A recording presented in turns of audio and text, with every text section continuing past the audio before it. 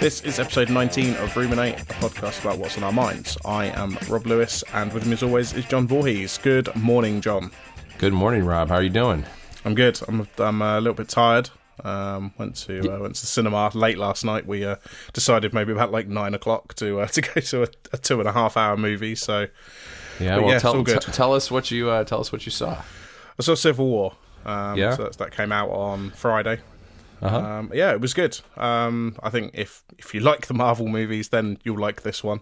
Yeah, I should do that. I mean, it's been typical spring in Chicago. It's really cold and rainy here. I mean, yesterday I spent the whole day sitting on the couch deleting email, because that's, what you do on a Saturday when you're trying to get your life back in order after having thousands of emails in your inbox that were neglected. So I have no emails in my inbox, except for a handful that came in overnight. So I'm feeling good about that. And I went out for a run. So it was, it was like self-improvement day. Well, there you go. I mean, that is how you party. Do email on a Saturday. Yes, it was pretty crazy. And then we went out to dinner. We had a good dinner at a pub nearby. So that was nice. Perfect.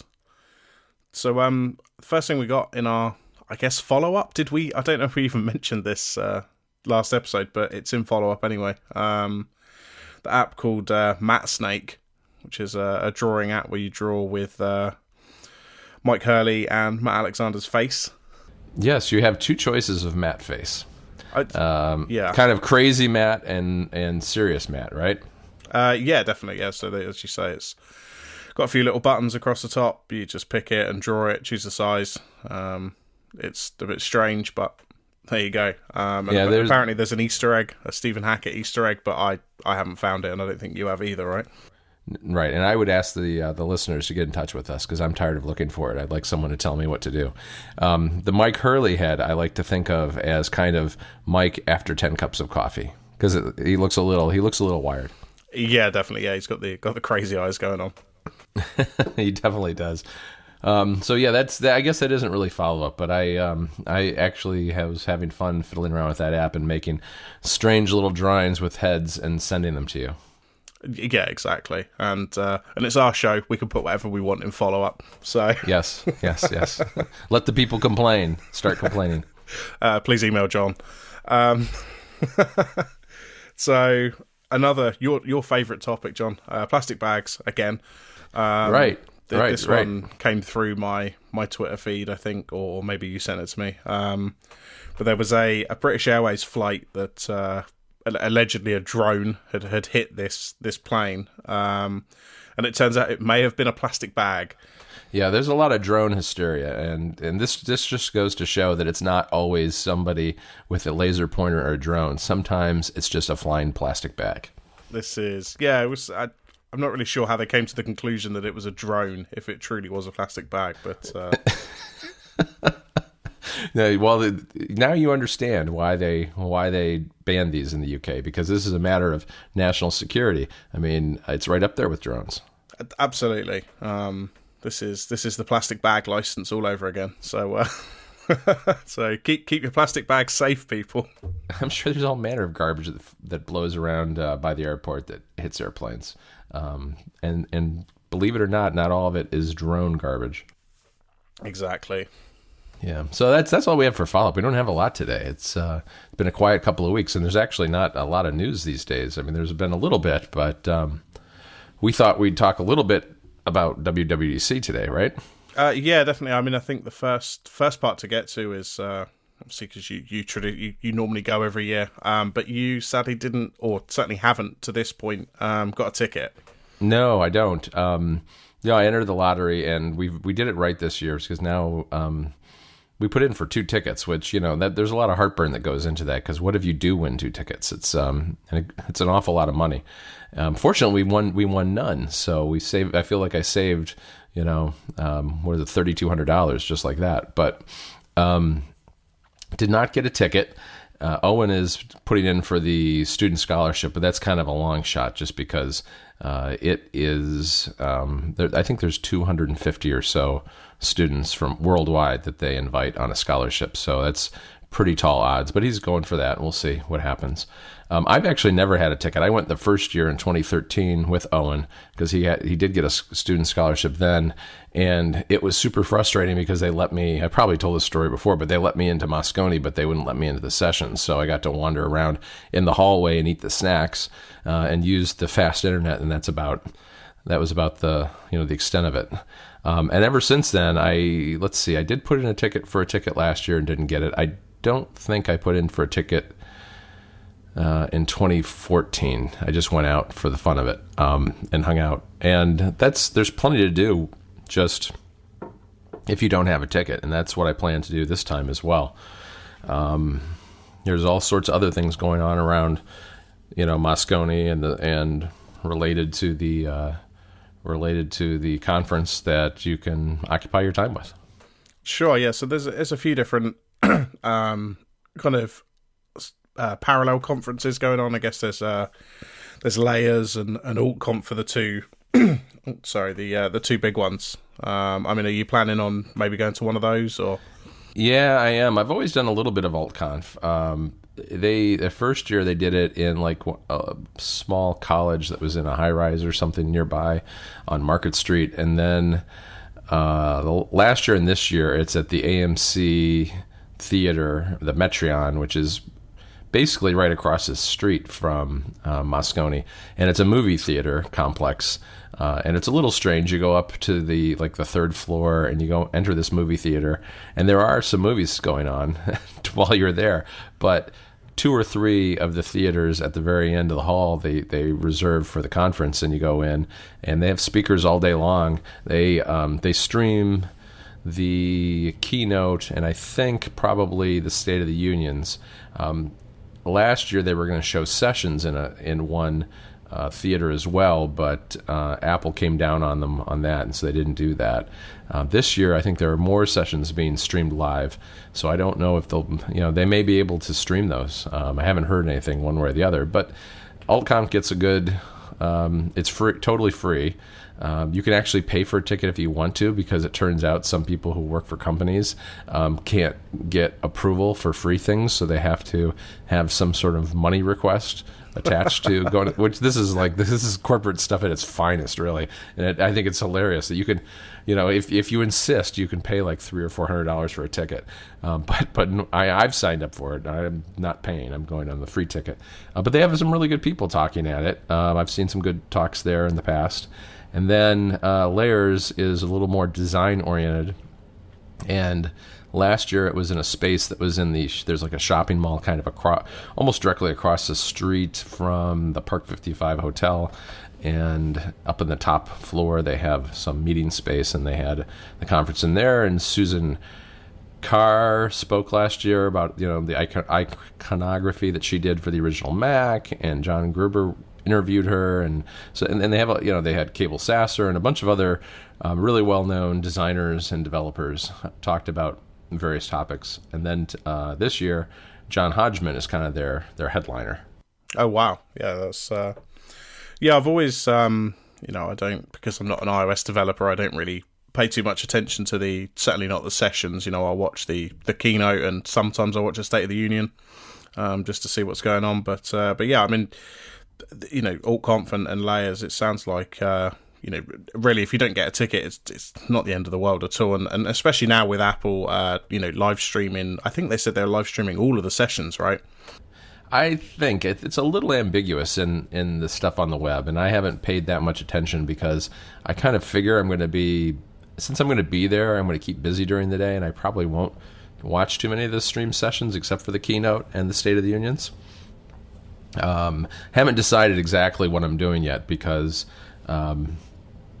Layers is definitely an option. I did that last year and it was a lot of fun. Haven't pulled the trigger on a ticket yet because I'm waiting to see how some other things shake out. But beyond that, there's all the parties. Usually the talk show has a live recording. There's Jim Dalrymple's Beard Bash. Relay's doing RelayCon for the first time at the Mina Gallery, which is a really nice place. So that'll be going to that one. So there's plenty of, and then there's just seeing all the people that, who you've gotten to know over the years and going to lunch with them and that sort of thing. So it fills up the days actually pretty quickly.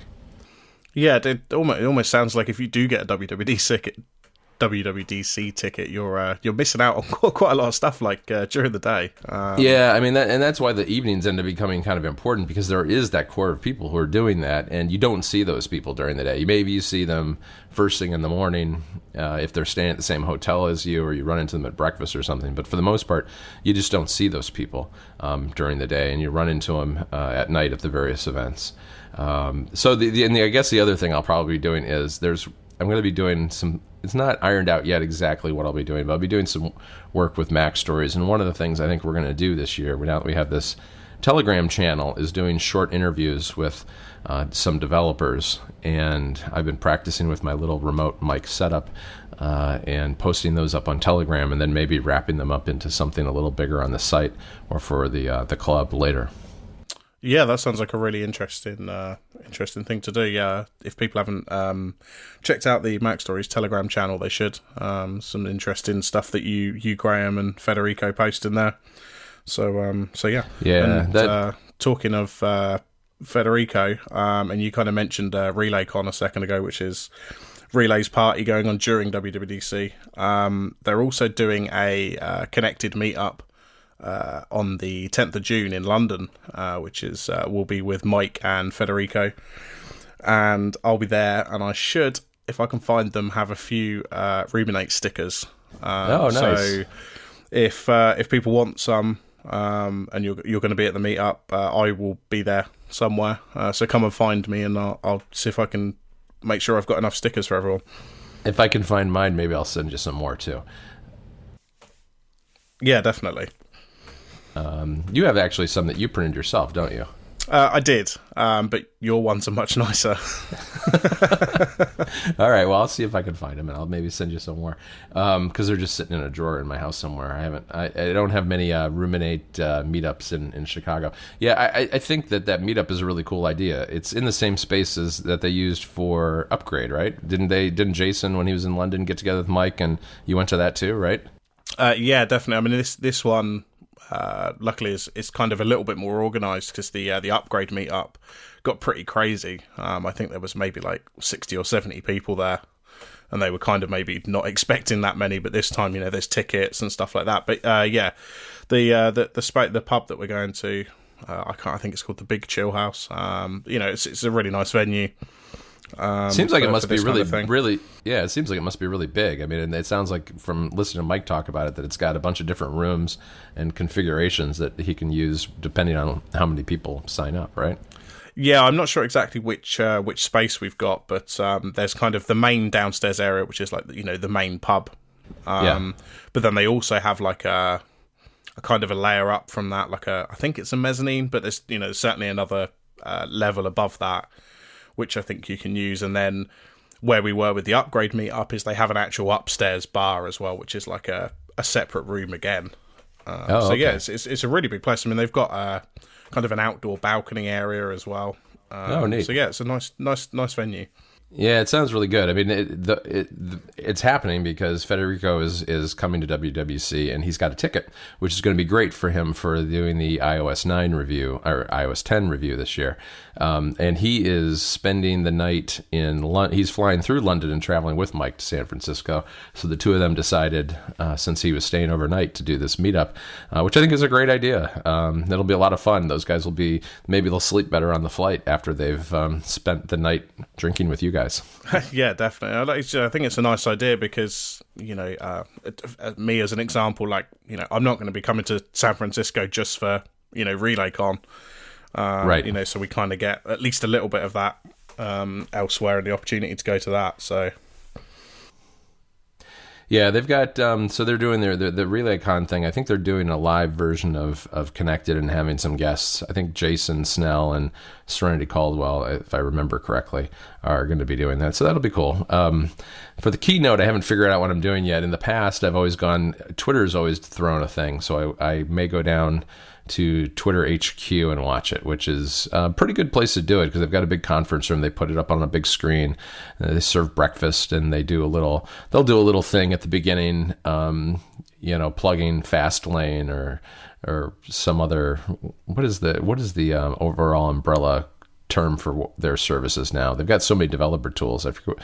Fabric, right? Fabric is the one, yeah. Yeah. I was thinking Fastlane is just one of the tools, but Fabric is kind of the umbrella term for all of their developer tools. But they'll have some of the Fabric people come in and explain why you should be using that.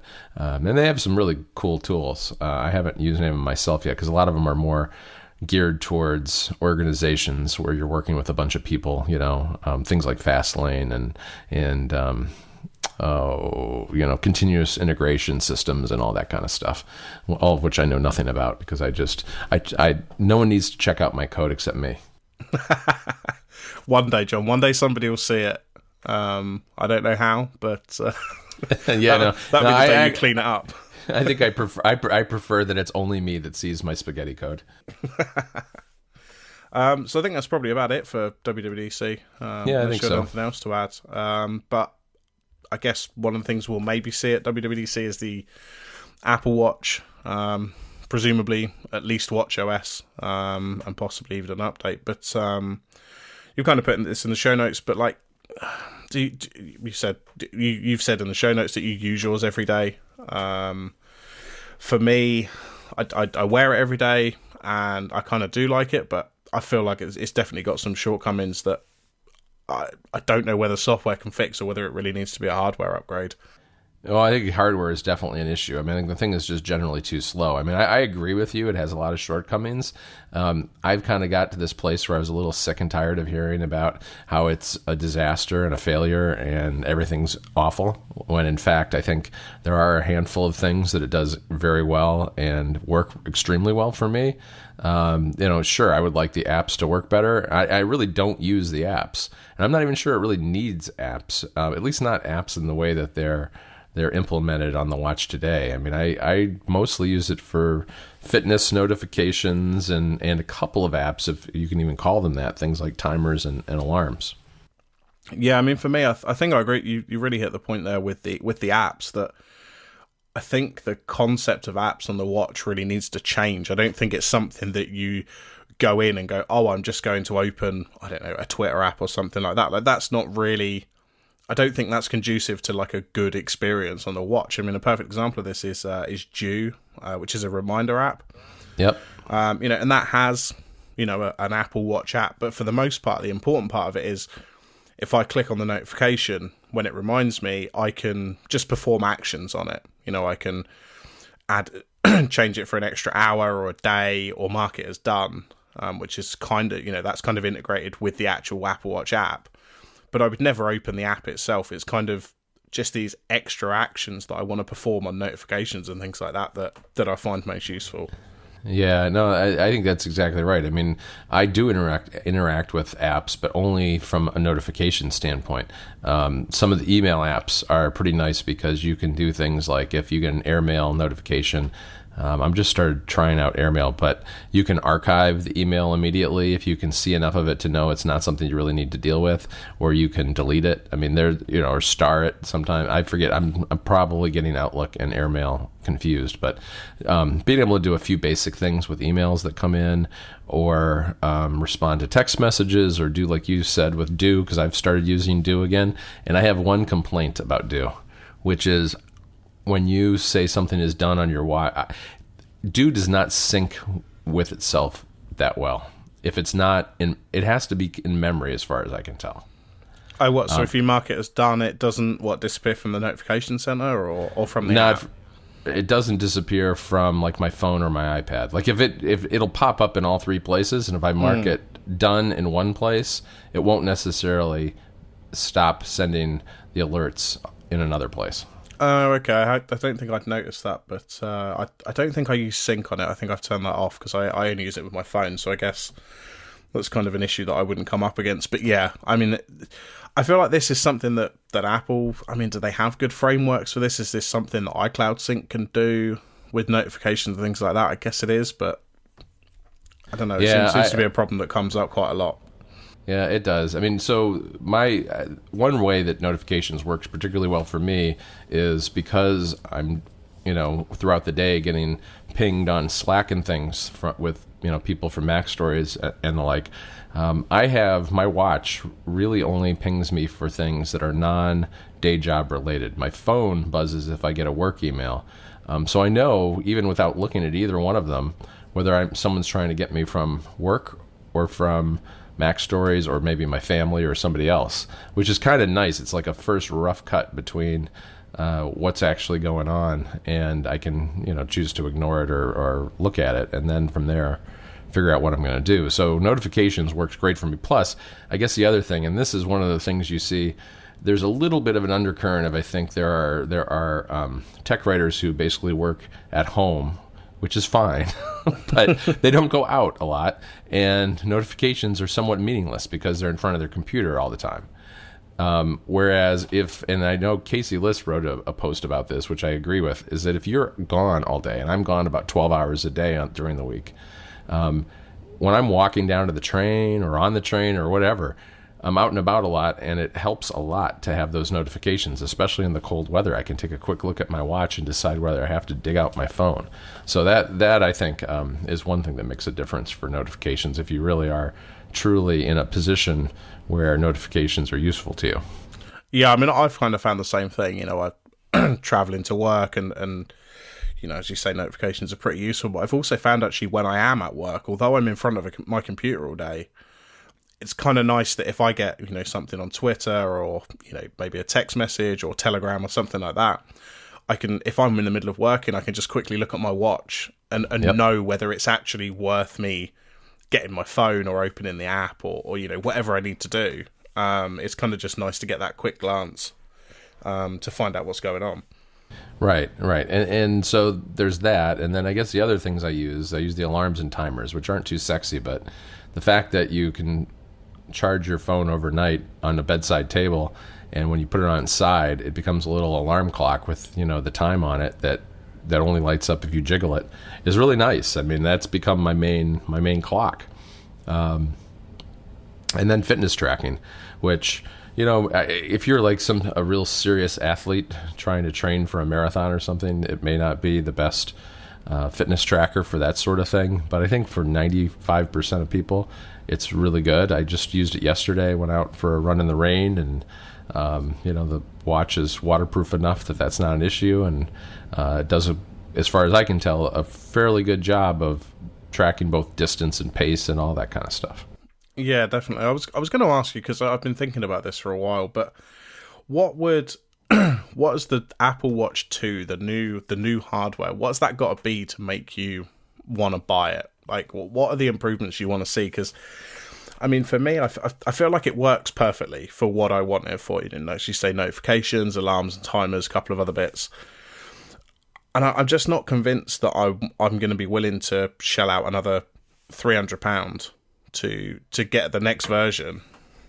To me, I think it's going to be more than just the hardware itself. It's going to have to be a change in both the hardware and the software, and particularly the third-party software, taking advantage of the hardware before I get a new one.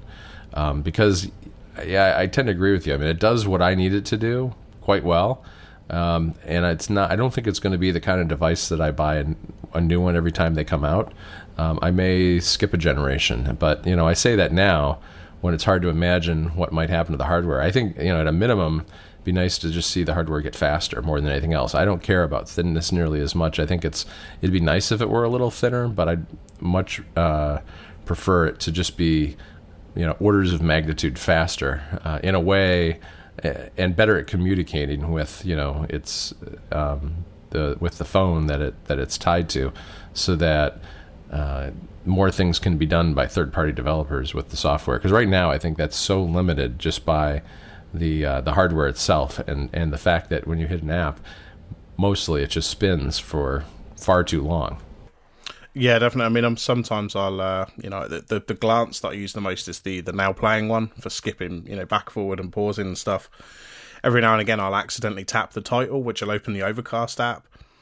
And, oh yeah. I mean, I'm a big fan of Overcast, and I kind of know that Marco Arment does put a lot of effort into making his apps good, but like the Watch app is just, I mean, I know he's kind of still using the the original watch kit stuff, but it's just so slow. Like it's unbearable. It's completely useless. Yeah, it's true. I mean, there's not a lot that there are a handful of apps that I've seen that are doing a good job with the limitations of the hardware, and I think David Smith somehow has it figured out. Pedometer ++ and Activity ++ both do a pretty good job with the app portions, but I still hardly ever go into those because I use the complications that come with those apps, and that's kind of enough. Because what I'll do is I'll look at my watch just to kind of see how many steps I have or how far I am in the Activity ++, graph for the day. And if I really want to see the details, I tend to go to my phone to see those. Yeah, definitely. I think complications actually is another one that I hadn't really thought of. But there just doesn't seem to be that many complications. I mean, the promise of it when complications and WatchOS 2 was announced was, that every app would have this amazing complication and, there'd be all these different options. In reality, there's, a few different weather ones, and as you say, a lot of fitness stuff like Activity ++, but there just doesn't seem to be a lot of options, and there's not even kind of anything extra coming from Apple in terms of complications. Well, I think that there's a constraint on complications that kind of make them problematic for third-party developers, and that is the number of them that you can have. I mean, once you decide on a complication, I mean, I would be surprised if there are very many people who change them regularly. You figure out what's best for you, and then you just don't change them. And then for all the other third-party developers who have made a complication for the apps you use, they may as well not even exist, right? Yeah, I can totally see that. I mean, as you say, I certainly haven't changed my layout for probably 5 or 6 months now. Yeah, no, I the last time I changed it was with Activity ++, and I haven't done it since then. And so I've got the stock weather one, although I should probably use like Carrot Weather. I've heard that complication is particularly good. But I've got the stock weather app with just the temperature, one of the little mini complications, Pedometer ++ on the bottom, which is the wider one, and Activity ++ in the upper left. And it's probably a little too heavy on the fitness stuff, but, I don't know. I haven't found it. It's like you said, there aren't that many different kinds of complications out there, and I haven't really found any others that are particularly compelling. No, definitely not. And actually, I think it's reminded me of something that does bug me. I want, 2 or 3 different complications, and I want the time in the middle of the watch. I don't think this is I don't think I'm asking for much. No, do you use the modular digital one? I do. Because I just find digital, easier to quickly glance at to know what the time is. But it would just be nice if I could have it in the middle of the watch. I mean, I don't know why the time isn't treated like a complication. Yeah, no, that one does kind of bug me too, and that's one reason I don't use it. I use the utility face, and for a while when I first got it, I would switch the faces up once in a while, and I haven't changed the face or the color of the dials or anything in months and months and months at this point.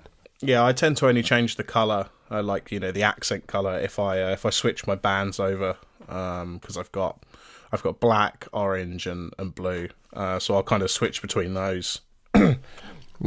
Speaking of bands, I know that, everybody says, not everybody, but there's a lot of talk about how Apple Watch is doomed. But I'll tell you one thing that's not doomed are those bands, because when I gave that talk up at CocoConf, it was north of where our local Apple store is. And on the way home, I stopped in because I figured it was like 2 days before that the new bands had come out. I thought, I'm going to pick myself up one of these bands, the royal blue one, which I think looks really nice. Yeah, and they were already the shelves were already almost completely bare of watch bands.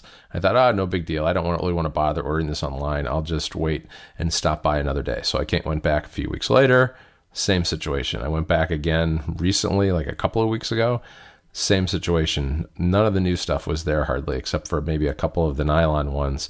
And this time, because the first time I did look online, but I decided not to, because the shipping date was 2 to 3 weeks. And I thought, they'll have it in the local store before then. Well, now the shipping date on that royal blue sports band is 8 to 10 weeks. Wow. Yeah, yes. That's too long. Yeah, and I was like, well, now, so I could get it, and I'll have it right before I go to WWDC, maybe. At this point, it could be after.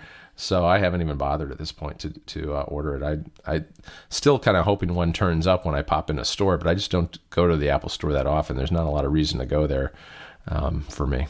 Yeah, I did. I noticed the same thing. I think it was when they released the Project Red sport band. I can't remember exactly when that was. Yeah, that was like end of last summer, I think, or early fall, something like that. Yeah, and I went to the Apple Store probably 2 or 3 weeks after, so I kind of knew that they were, in the stores. And like similar experience to you, the wall was basically bare, except for the standard colours, basically black and the blue, because those are kind of the colours that came with the watches and stuff. But yeah, for the most part, they just seem to sell out so quickly. Yeah, and I doubt that it's a production problem. I assume it's just a supply problem, in terms of they can't make them fast enough. Because, for instance, all of those cases, the matching iPhone cases, they've got tons of those. Oh yeah, definitely. But they don't have any of the watch bands. And I've gone back to the naked robotic core, as Syracuse would say. I have not been using my case for the last few months, and I'm loving it again this way.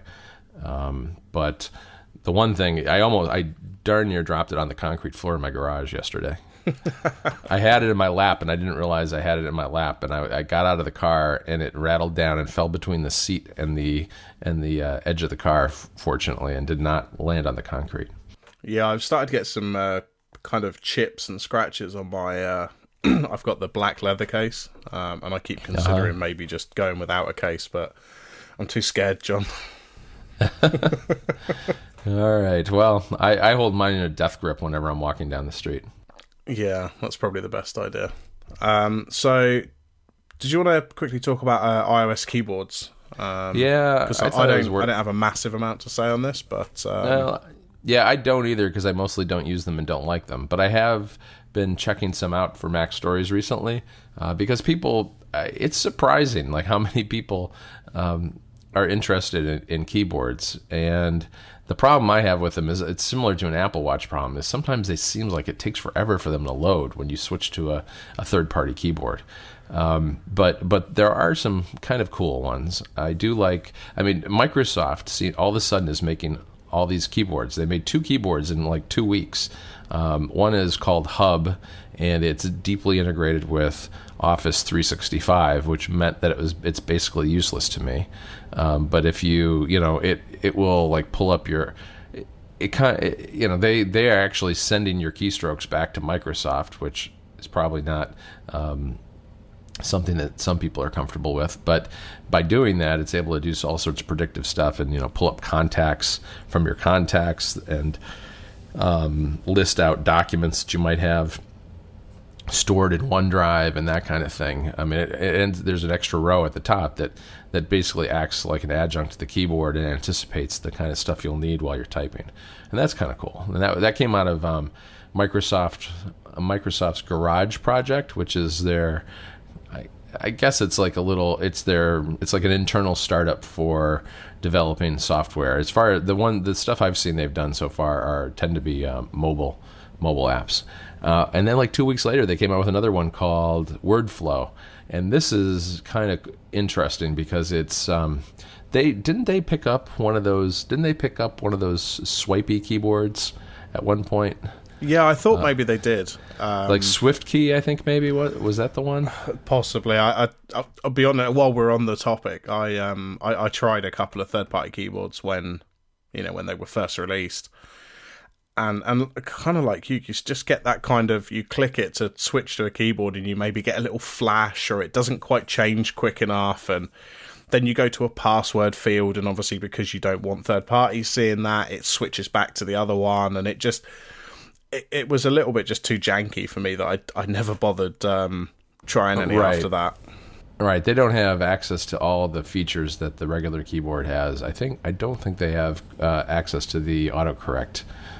Same autocorrect either, although they can implement their own. WordFlow, though, lets you do the swipey thing where you swipe between letters to spell words, and it does a really good job. The funny thing was when I was typing out the name Microsoft WordFlow, it didn't recognize its own name and capitalized the name of the app, so I had to kind of call that one out. But besides just doing swipey, you can make it so it's like a one-handed keyboard where it it shifts either the left or the right in kind of an arc coming from the side of the keyboard space. So it makes it a lot easier if you have a bigger phone to reach the letters one-handed. Yeah, that is quite a smart solution to the kind of one-handed problem. Yeah, it's a neat idea.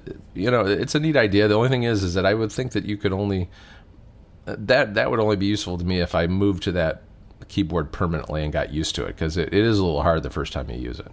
Yeah, definitely. And I think again, like I just said, the problem you'll have is the second you get to a secure input like a password or something, you're back to the old keyboard again.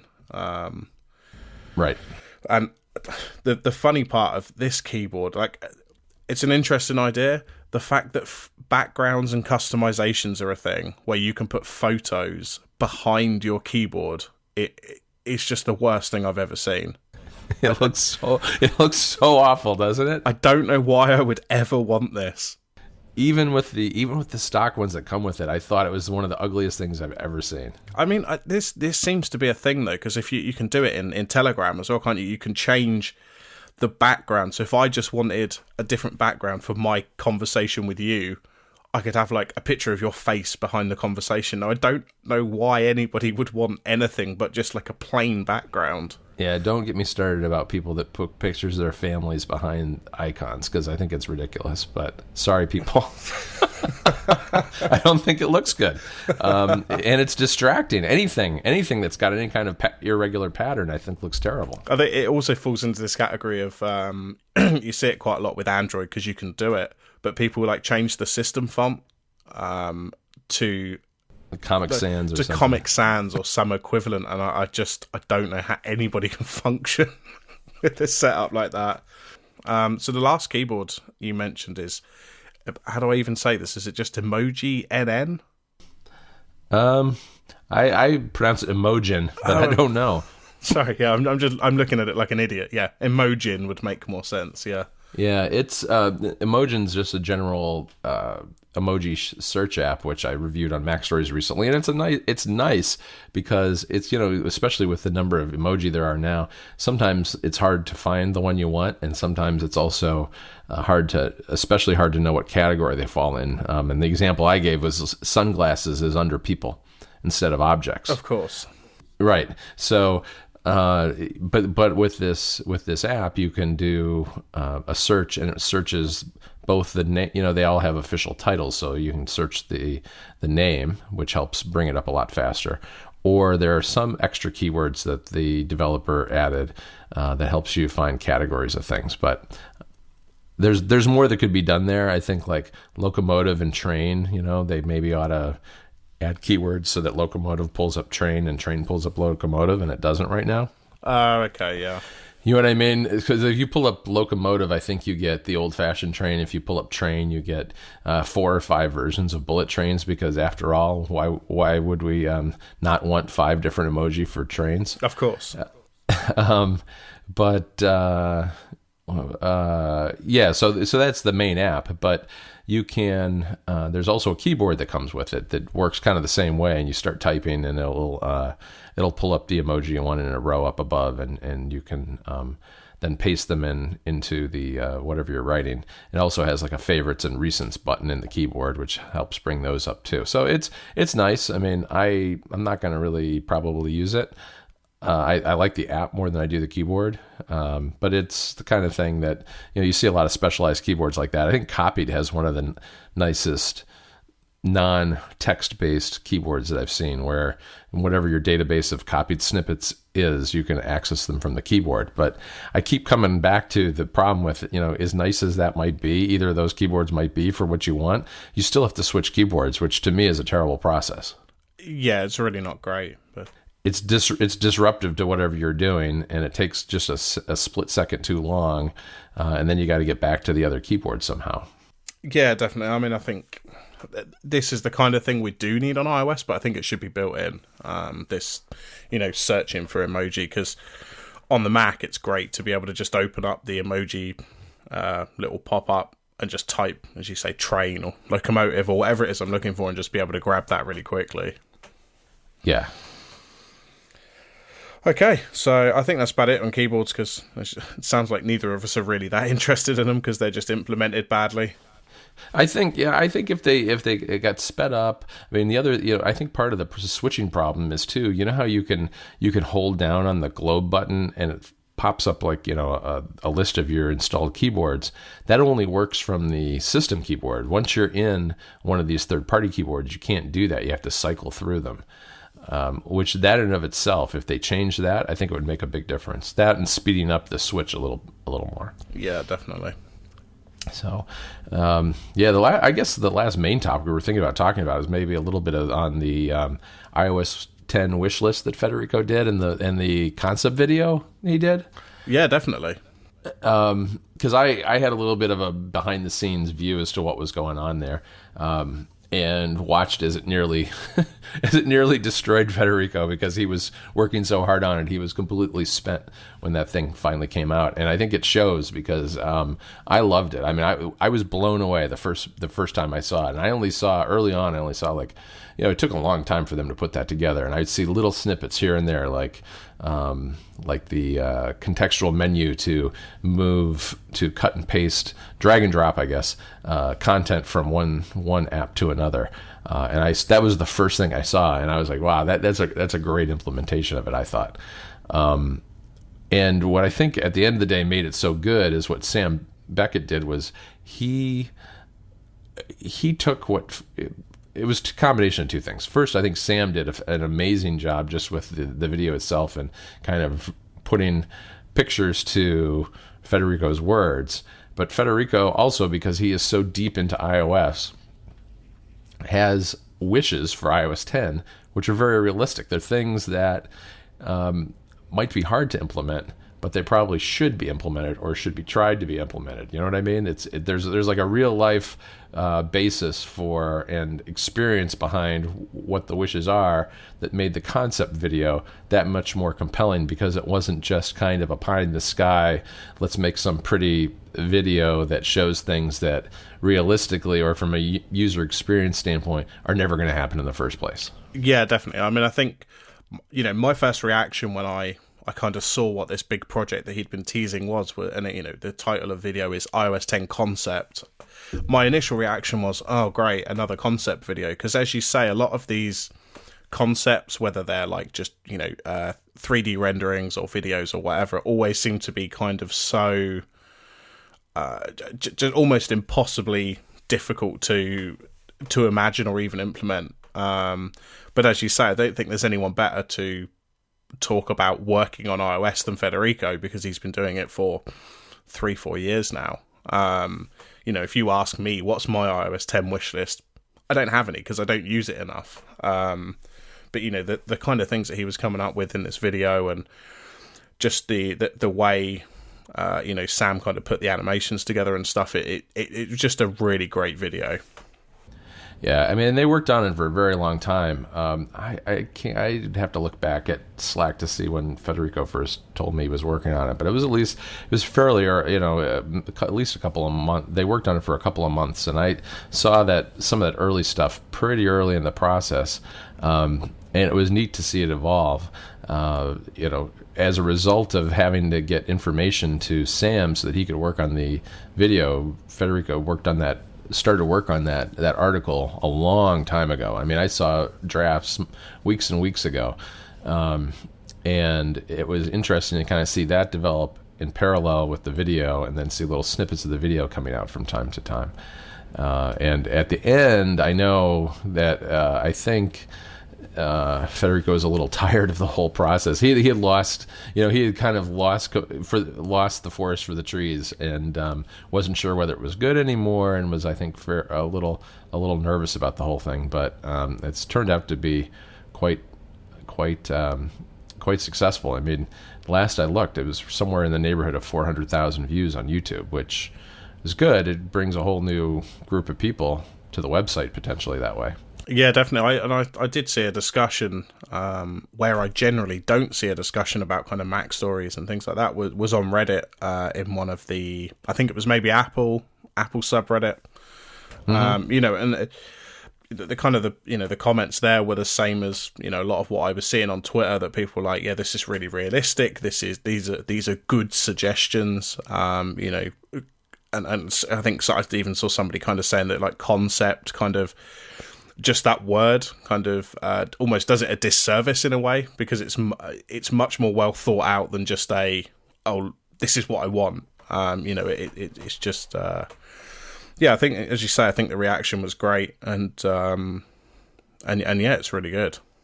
Yeah, for more information on these things, the club, I'll plug the Club Mac Stories a little bit, because Sam did a real nice write-up for the April Club Monthly about kind of the technical aspects of putting together the video, which I found really interesting, because he's obviously doing things that I don't do, and it's just neat to see someone take the tools, and he was using primarily Sketch for the assets, and then Adobe Premiere to put it all together. And I've never used Adobe Premiere, but I do use Sketch from time to time, and it's an app that I want to do more with, and it's quite powerful, and it looks like it worked really well for the video. And then the second was that Federico did actually, you know what, I'm getting this backwards. I guess Sam did it for the Club Mac Stories Weekly 2 weeks ago, and Federico for the monthly newsletter did a behind the scenes, more from his perspective, also just kind of, I think, talking about some of the reasons why he did it, and almost from a business standpoint, what he was trying to achieve for Mac Stories. And I thought both of those were really well done if you're a club member or are thinking about joining Club Mac Stories. So yeah, and if you sign up, you can get access to the archives as well. So even if you decide to sign up now, you can get access to those newsletters and see those two behind the scenes, which as you say, were really interesting to read about the process of how it all came together. Yep. Cool. I think that's about it. I think so too. So, did you look at my video on the man in the hedgehog suit who took over a television station? I didn't see the video. No, I did see the article, but go on, tell us about this, then, John. Well, the video you can watch them shoot the guy. So it's a little. It's not a.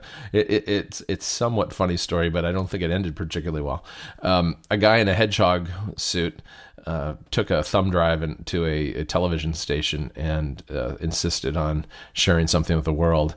And I didn't really go too much in the detail to see what the aftermath was, but he left the station at some point and wouldn't take his hand out of his pocket. So the SWAT team shot him, and he just keeps walking after he's been shot in the arm. But yeah, it was a little. The pictures are kind of are bizarre. I put this in because I feel like the UK gets way too much of the bizarre news, and maybe I don't pay enough attention in the US to our bizarre news. But this crossed my path yesterday morning while I was scrolling through Twitter. I'm 100% sure as well that this title has been changed of this article. Because when I looked at it yesterday, when you sent it to me, it definitely said hedgehog suit in the title. It now doesn't say that.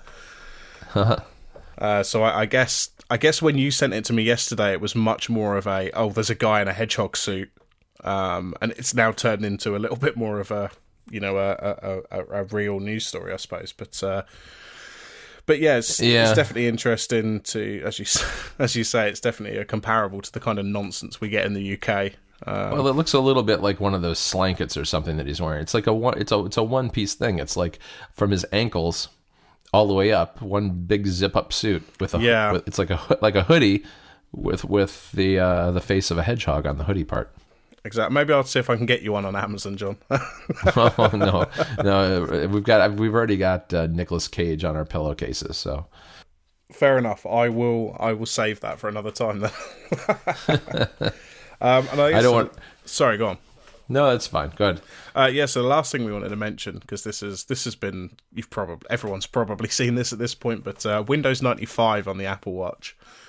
Yes. I quipped on Twitter yesterday. The guy says, it takes an hour to boot, and I was impressed that he was able to improve the startup times. But this was kind of interesting, but also kind of crazy. I don't know. I read about it on Mac Rumors, and This was so hard for him to get booted that he had to devise a little motor with a straw attached to it to poke the crown every so often so the screen wouldn't shut off. Yeah, when you've got to start doing that, I think maybe rethink what you're doing with your time. I mean, it's impressive, but this is very, very strange. Yeah, it's running in an emulator, I guess, and an emulator is baked into an Apple Watch app. And so when he would then, for instance, want to try to scroll the pointer to some spot on the screen, it would take minutes for it just to go a few pixels. So it was basically, it's completely useless. Yeah.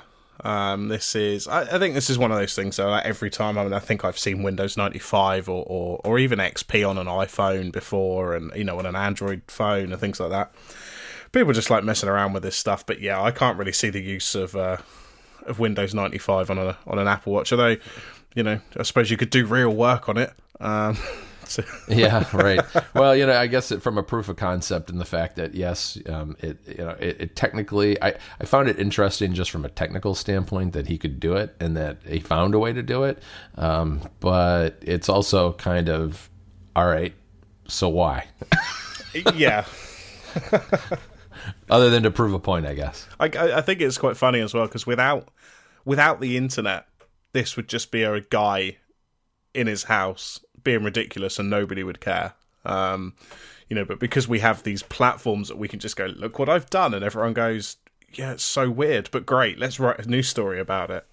Yeah, and look, I mean, he was on The Verge, Mac Rumors, and 9 to 5. I saw at least those three. So it got pretty wide circulation. Yeah, definitely. So I guess the last thing, we have a giveaway. We do. Do you want to run us through this, John? Yeah, we have 4 codes to give away for Agenda Minder.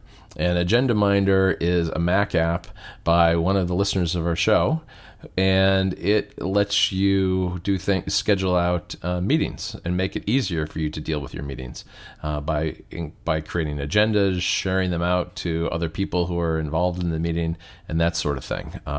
Basically organizes them both temporally in a calendar as well as by topic and agenda. So there's a review that I did a few weeks back on Mac Stories if you want to find out more, and we can put a link to that review in the show notes so you can find out a little bit more about the app. But we've got 4 copies to give away. It's on the Mac App Store, so we have promo codes for those. And what we're going to do is, if you tweet, the first 4 people who tweet to the Ruminate Podcast Twitter account will get these codes. So that's Ruminate Podcast, right, Rob? Exactly. And if you want to send a GIF or a funny picture with that would be nice too. Oh, sure. We love funny stuff. Just for my own amusement, really. Yeah, well, I guess we won't make it a requirement, but I'm tempted to make it a requirement because then we can put it in follow-up and we'll have, we can describe GIFs and, paint a word picture of GIFs. And even if you don't want Agenda Minder or the codes have already gone and you want to send us a GIF, feel free. We need them for our library and GIF wrapped. Absolutely. Do you have a GIF manager, Rob? No, not right now. That I have a folder with some GIFs in it, just in my Dropbox. But check out GIF wrapped. Yeah, have you ever used I really that? need something for the Mac because I don't use my phone enough. I don't know what I'm going to do with you. I'm sorry, John. We're at the end of the show and you're making me sad. Oh my god, I'm so my battery is about to run out because for some reason my laptop's not charging. Oh jeez, Rob. Oh, it's charging. What I just said. What I just said. What are we going to do with you? You almost ended the show prematurely. I would be talking to myself like I do on the Mac Stories Lounge. I was more concerned about losing the recording. That would have been. Yeah, that would really suck. It's charging now. For some reason, it's been plugged in the whole time, but wasn't charging. But here we go. Oh, okay. All right, we're good now. How low did you get? Do you have the percentage to share with the listeners? I was at 4%. Oh, jeez, Rob. That was a close call. Well, I have the battery hidden under Bartender, and then I just wait until it gets to 5%, and then it tells me. but it was supposed to be charging. But there you go. All right. So yeah, send us your GIFs. If you want an Agenda Minder code, then you'll be one of the first 4 people to tweet us, and we will. Yeah, I guess that's probably it for this week. Yeah, we should tell people where to find the various things we are doing on the internet, Rob. Where can the folks find you? You can find me on Twitter. I am at RMLewisUK. That's that username pretty much everywhere as well on other social networks. Is there an RM Lewis US? I don't think there is. I think I'm going to grab that one. But there was a. I think when I first picked that username, there was an RM Lewis.